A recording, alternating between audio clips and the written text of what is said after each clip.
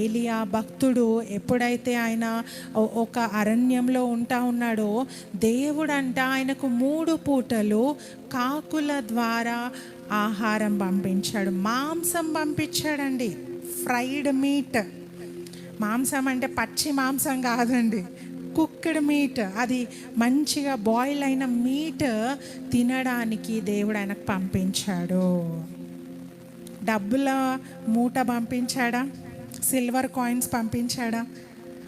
Golden coins పంపించాడా? Diamonds ఉన్న bag పంపించాడా? దేవుడు ఏది అవసరమో అది పంపించాడండి. హల్లెలూయా. ఏది లేకపోతే ఏలియా బ్రతకలేడో అది పంపించాడండి. ఈరోజు దేవుడు మన నీడ్స్ తీర్చడానికి ఇష్టపడతా ఉన్నాడు.